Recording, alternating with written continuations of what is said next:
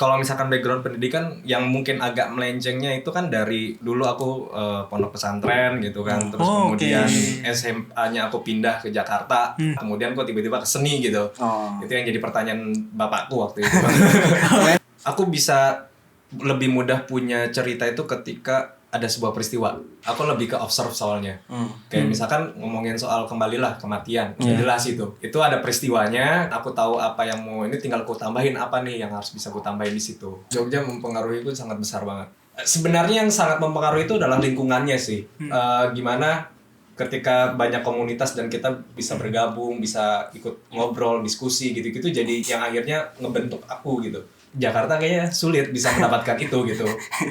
Beda. Kulturnya beda menurutku.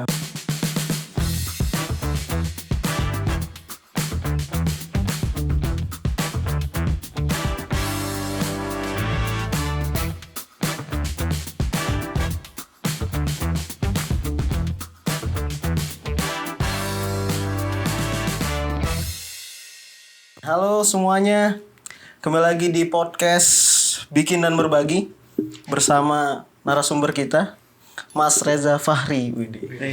Siapa tuh? Reza Fahri ini adalah direktur yang sukses ya. Amin. Sukses ya, dan baru balik dari Locarno. Oke, siap Locarno.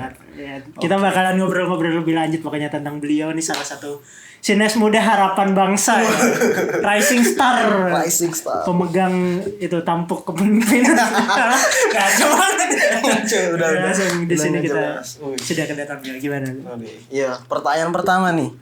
Gua kan Bridging. Iya nih, Iya. Oke. Salah aja gua, iya. Jadi gua kan sekolah film ya. Jadi pertanyaan pertama tuh mungkin kok bisa film Dancing Color tuh masuk Locarno gitu? Pertanyaan yang sangat mudah untuk dijawab. Iya, kok bisa? Daftar. Daftar.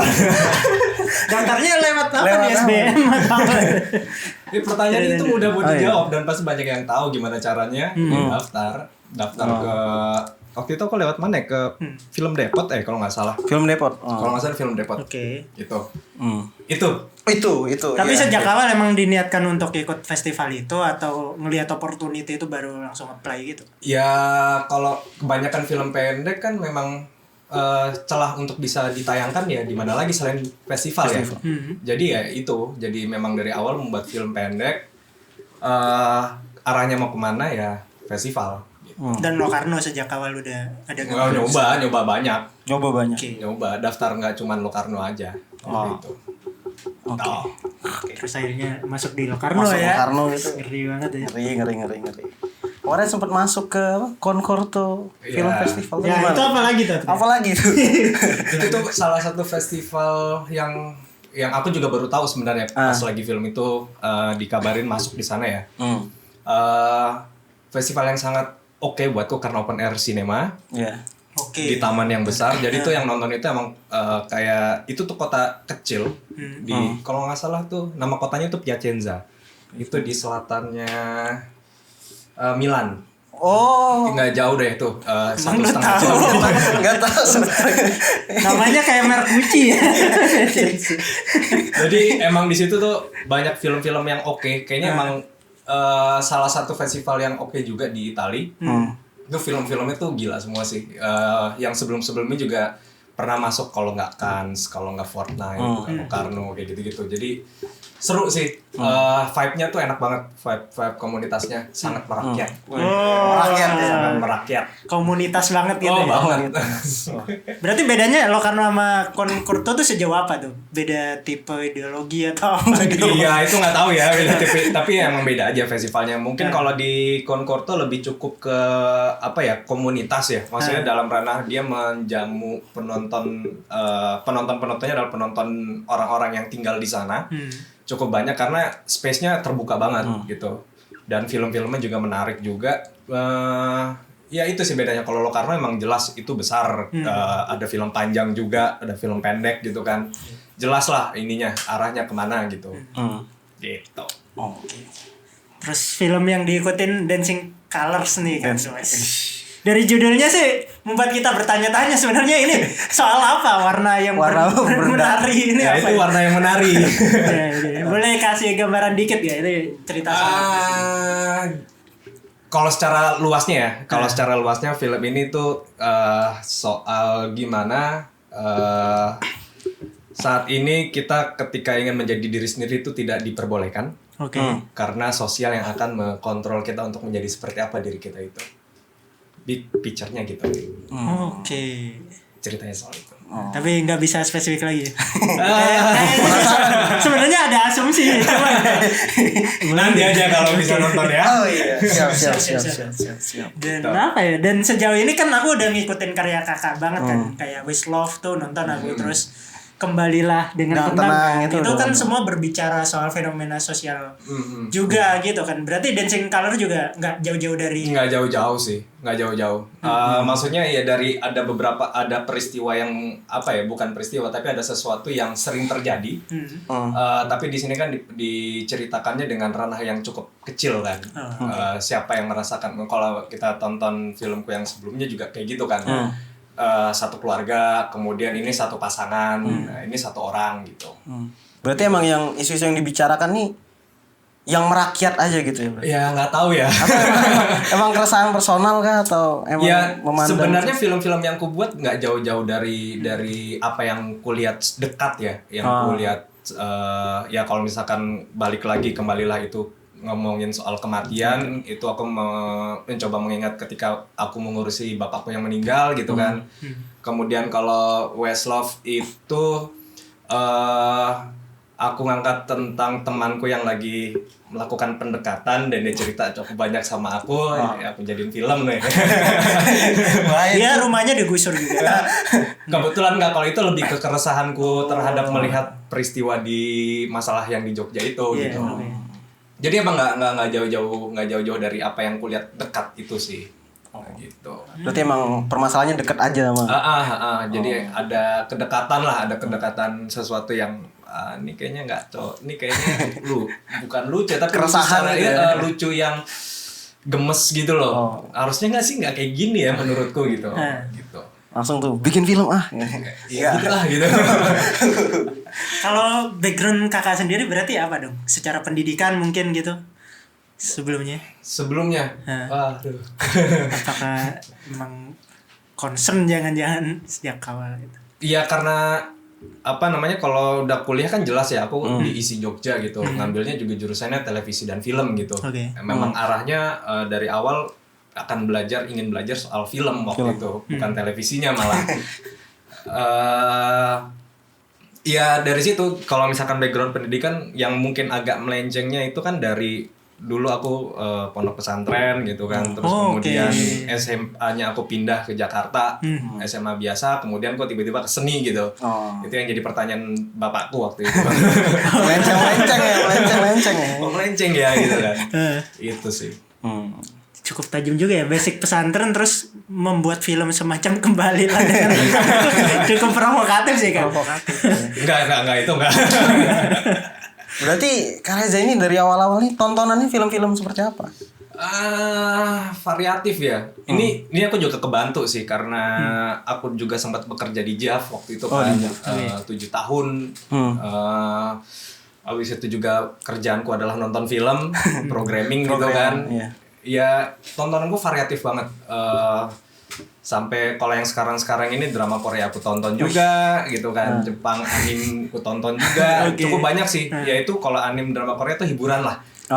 Ketika nonton waktu itu pas lagi nonton buat ngurasi itu tuh rasanya penat. Wah kayak serius banget ini kok, film kok gini banget ya. Ya oke deh, coba cari tonton yang lain apa gitu sih. Jadi kira menikmati kan? Menikmati karena proses bisa aku akui kalau misalkan prosesku belajar di JAV itu adalah caraku membuat film itu belajarnya lewat nonton. Itu yang aku lakukan gitu. Jadi nonton film yang banyak supaya apa sih yang karena aku belajar bisa melihat bentuk film yang lain itu ya karena festival juga gitu. Dulu kan ada FFS, kemudian banyaklah festival-festival yang lain, FFD juga. Aku nontonnya dari sana. Jadi cukup variatif tontonan. Berarti Kak Reza ini awalnya dulu emang director, terus sempat jadi programmer juga. Itu gimana tuh? Pengaruhnya maksudnya kayak ngebagi waktunya kah atau kayak cara memandang film berubah nggak? Pasti ya. Nggak harus jadi programmer juga untuk melihat cara pandang yang beda ya. Kamu suka beberapa sutradara, itu juga menentukan juga gitu kan. Kadang pengen ngikutin yang ini gitu kan. Itu sangat menentukan ketika kita nonton film. Itu buatku kayak gitu karena memang prosesku belajar membuat film itu dengan cara menonton. Metode yang paling tepat buatku ya, itu yang aku lakukan gitu. Yang paling pas buatku itu. Gitu. Awalnya pesantren terus berarti kepikiran untuk masuk ke isi dan dunia film tuh apa tuh? Itu di SMA. Nah, kenapa tuh? Di saat itu di tahun 2000 aku masuk SMA tuh 2009. Di beberapa SMA di Jakarta Selatan kayaknya ya. Lebih ini ya. Jaksel. Dari Jaksel nih kakak ya. Iya. Oke, siap. Oke. Di saat itu tuh di beberapa itu lagi kencang-kencangnya film-film pelajar SMA Jakarta tuh lagi kencang banget karena di beberapa itu mereka punya muloknya itu adalah sinematografi. Jadi kelas 1 kelas 2 aku belajar sinematografi. Itu wajib, mata pelajaran wajib waktu itu. Ya dari situ aku taunya. Aku tahu isi pun dari guru sinematografiku itu gitu. Dari situ mulailah kayak tertarik, wah kayaknya seneng, kayaknya happy bikin kayak gini. Akhirnya memilihlah isi gitu. Tapi berarti Kak Reza bikin film tuh mulai dari SMA kah atau? Iya dari SMA. bikin film lucu gitulah. Nah gimana nih perasaan dulu bikin film-film lucu zaman SMA sama sekarang tuh gimana tuh? Pasti beda banget dong. Lucu kok, sama-sama lucu. Skala produksinya maksudnya kayak. Kalau kita ngomongin skala produksinya sih ya pasti berbeda. Iya. Tapi kalau ngomongin perbedaannya buatku sih nggak ada bedanya karena memang setiap fase itu punya keseruannya masing-masing ya. Aku bisa aku berpendapat kayak gitu karena di masa SMA aku tahu goalku ke arahnya mana gitu. Aku bikin film ini untuk apa sih gitu kan. Walaupun itu aku sadari saat ini ya. Saat itu ya aku happy aja gitu dan nggak bisa dipungkiri juga kalau misalkan proses saat itu tuh ngebentuk aku saat ini gitu. Kayak gitu sih. Di fase awal berarti film kayak apa yang dulu disukai sih sama aku? Masih. Dulu tuh aku bukan malah jarang bikin fiksi. Dokumenter. Iya. Masa-masa SMA itu gimana caranya apa yang aku buat ini bisa bikin seru-seruan ke seangkatan gitu. Kayak catatan akhir sekolah catatan gitu. Akhir sekolah ya. Kemudian pas lagi kami ada study tour, aku dan temanku membuat film itu. Jadi kita nonton bareng, jual CD-nya. Jadi itu emang bikin rame-rame aja buat seru-seruan kayak gitu. Bahkan sesederhana kami naik kelas dari kelas 2 kelas 3 kami bikinin tuh satu kelas video, nonton bareng, jual kayak gitu jadinya. Udah berbisnis ya. Iya, enggak mau rugi. Udah industri sejak dini. Karena kan dulu kan pakai mini DV kan lumayan. Iya sih lumayan mini DV 30.000 waktu itu. Berarti nggak nggak punya look up yang film banget gitu kayak aku sutradara ini ngefans banget dulu gitu. Dulu Nolan sih. Udah Nolan tapi ya. Dulu tuh demennya Nolan. Temanku tuh suka Nolan dan aku ikut-ikutan jadi nonton Nolan juga. Zaman SMA itu. Zaman SMA. Udah langsung berasa sinetfil banget ya. Tarantino gitu kan. Gak segitunya sih dulu sih. Kayak Inception, wow, mind blowing. Iya, pokoknya twist gitu. Ada twistnya tuh keren. Tapi filmnya juga ada twistnya. Ada lah, tonton aja makanya. Itu penasaran nih. Oke. Berarti Kak Reza nih, kalau Kak Reza sebagai director tuh tipikal gimana ya? Proses mencari idenya tuh kayak kepikiran visualnya kah? Atau kayak udah ada ceritanya nih? Atau lihat lokasi bagus nih terus kayak oke, gue bakal bikin cerita nih di sini. Aku lebih ke gimana ya jatuhnya ya? Aku bisa lebih mudah punya cerita itu ketika ada sebuah peristiwa. Melihat sebuah peristiwa. Observasi gitu ya. Aku lebih ke observe soalnya.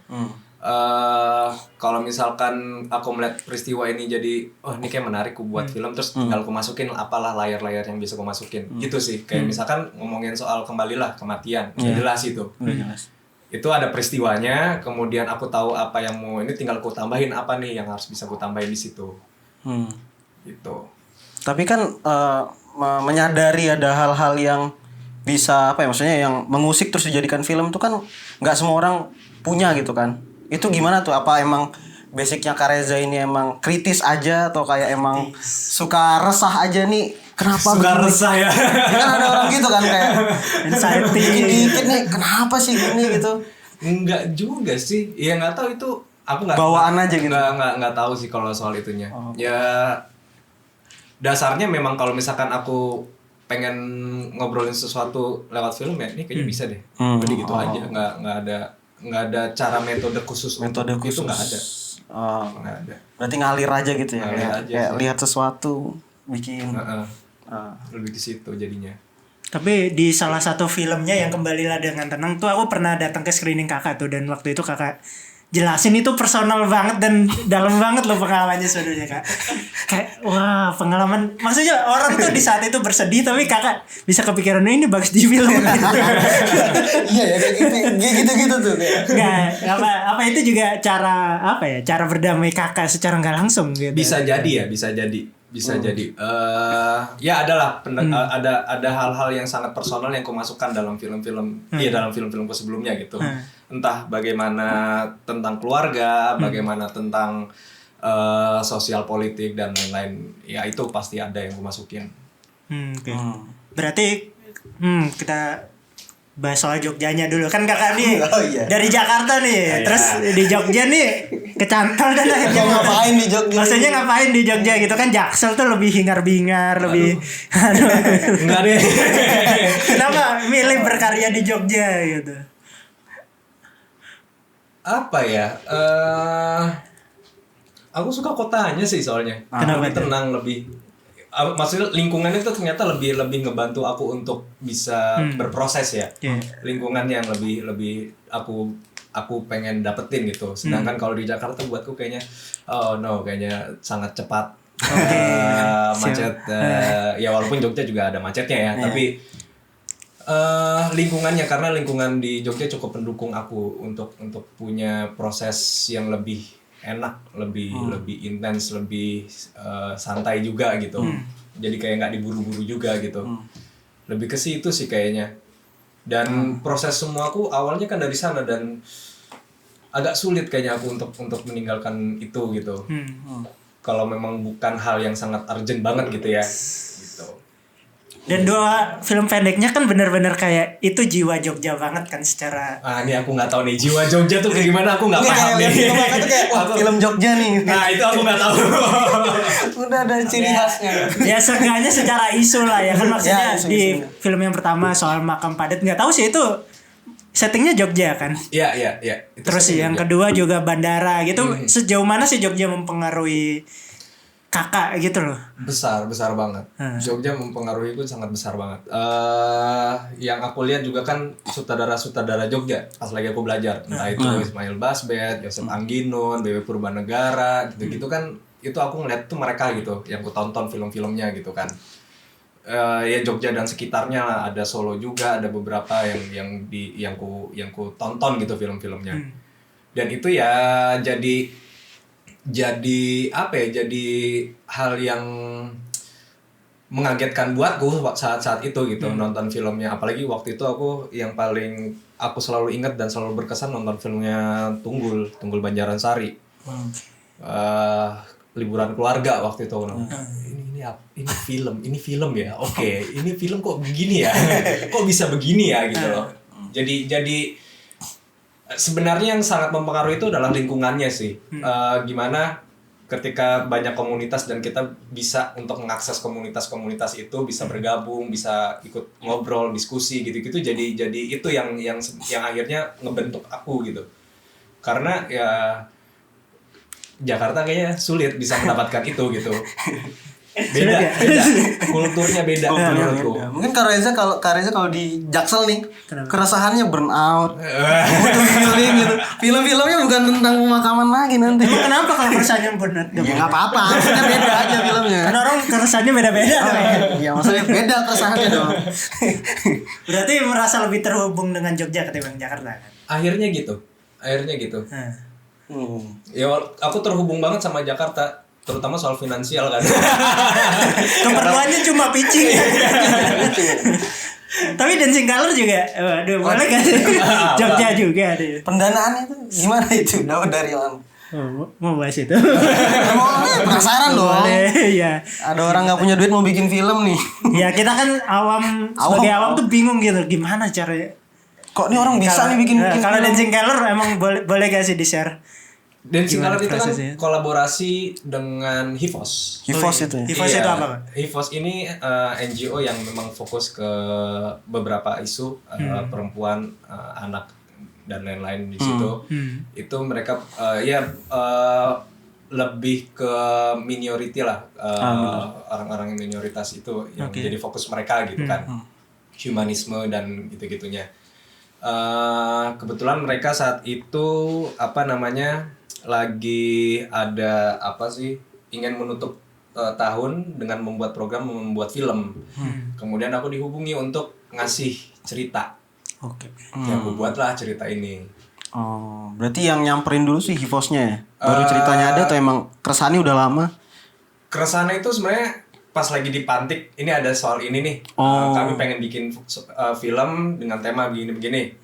Aku udah ada nih beberapa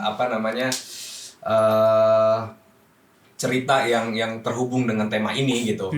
Jadi emang ku ambil, jadilah film ini gitu. Berarti emang mereka menghubungi dan kebetulan ada ada cerita gitu, tapi masih belum ditulis kan waktu itu? Belum ditulis waktu itu. Karena memang kan saat itu juga bentuknya pitching.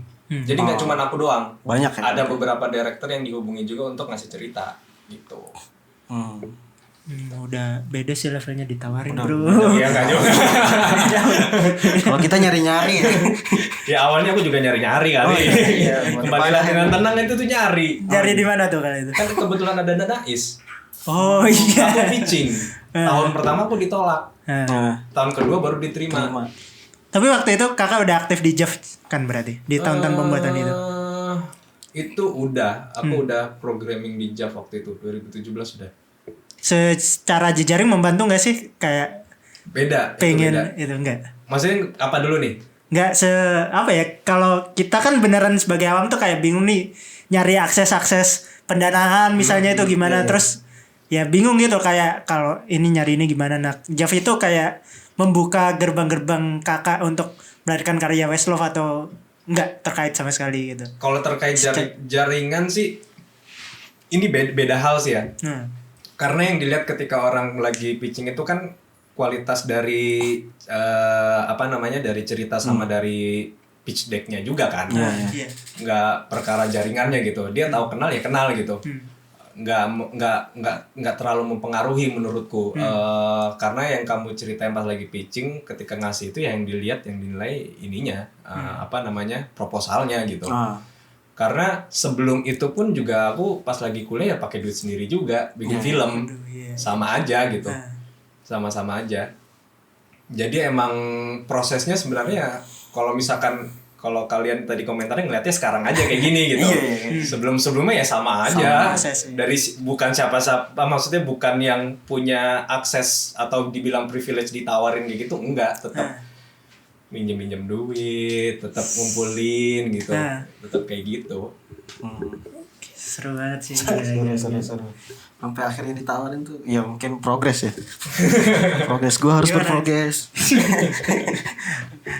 Ya gitu sih. Dengar dari tadi film pendek ini ada rencana bikin film panjang nggak? Aduh. Atau udah ada jangan. Cuman kita nggak tahu. Ada. Boleh di-share dikit nggak? Ini kalau dari ceritanya lebih personal, yang sangat personal. Sangat personal. Yang ini lebih dalam lagi pokoknya. Wih, kita menanti. Kayaknya aku tahu. Kayaknya juga pernah dengar.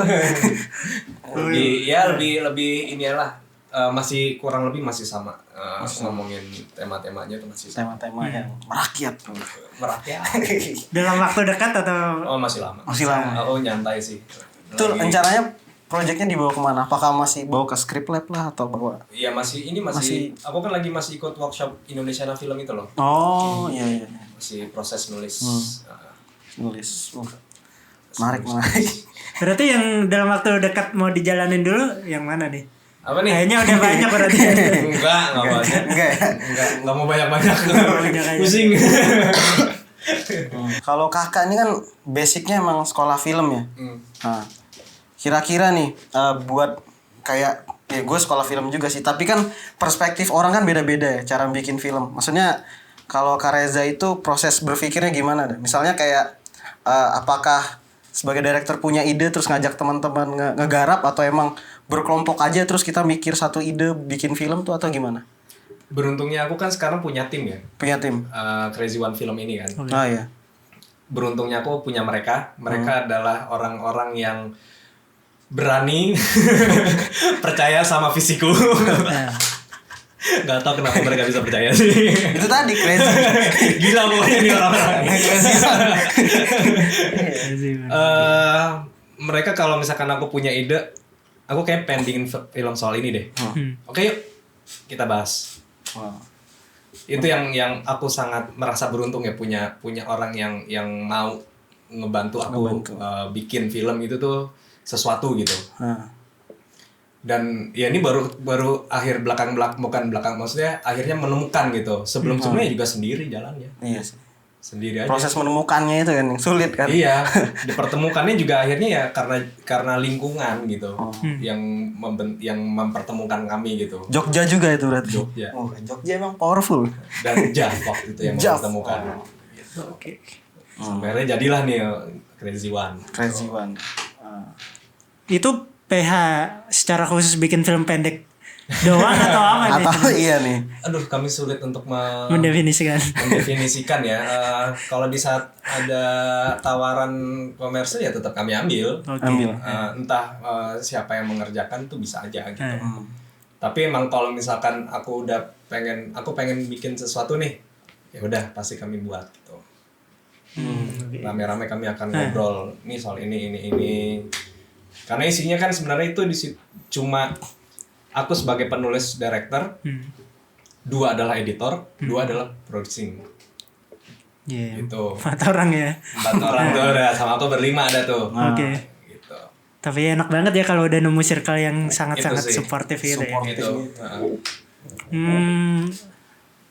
Kalau kakak berarti ada pesan-pesan khusus gak? Soal Dancing Color-nya dulu. Ada yang sesuatu yang bisa di-share gak lagi soal Dancing Color nih? Kira-kira bakal bisa ditonton di mana gitu bentar lagi atau gimana gitu? Penasaran nih. Kayaknya belum. Ya, tunggu aja. Tunggu aja makanya di IG. Di Crazy One Film. Oke. Crazy One Film. Terus apa? Kasih tips juga deh untuk pemula-pemula yang baru ingin memulakan karir dari pemula juga terus akhirnya bikin film pendek pertama tuh tipsnya aku apa sih tuh buat kalau di saat itu ya aku sangat menyukai prosesnya. Aku have fun dengan prosesnya. Jadi kalaupun emang kalau ditanya tips atau apa, aku cuma bisa ngomong kayaknya nikmati dan have fun sama prosesnya sih. Itu sih. Buatku itu yang paling penting. Ya menikmati proses itu kan bukan cuma have fun-nya aja, tapi ingat ketika jadi apa nih sebelumnya yang bisa kita lihat buat kedepannya kayak gimana gitu. Oh intinya pokoknya senangi dulu filmnya ya, iya, sehingga sih. Prosesnya bisa jalan. Dan tips selanjutnya pindah ke Jogja.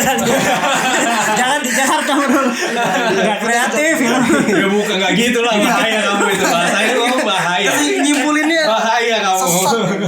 Nggak cara. Gue Samsudin temen dia. Kenapa gue Samsudin tiba-tiba? Nggak intinya ya cari lingkungan yang juga cukup mendukung gitu kan, karena tempat bertumbuh yang baik juga kan dipengaruhi lingkungan yang ya lingkungan kan bisa macam-macam ya, dan itu tergantung orangnya. Kebetulan aku memang lebih suka yang begitu gitu, bukan yang begini gitu. Masih ketawa ya. Oke. Terima kasih banyak Kak. Sampai jumpa di episode berikutnya ya. Yuk. Jangan lupa like, comment, subscribe. Oke, sampai jumpa dah. Dah. Thanks ya.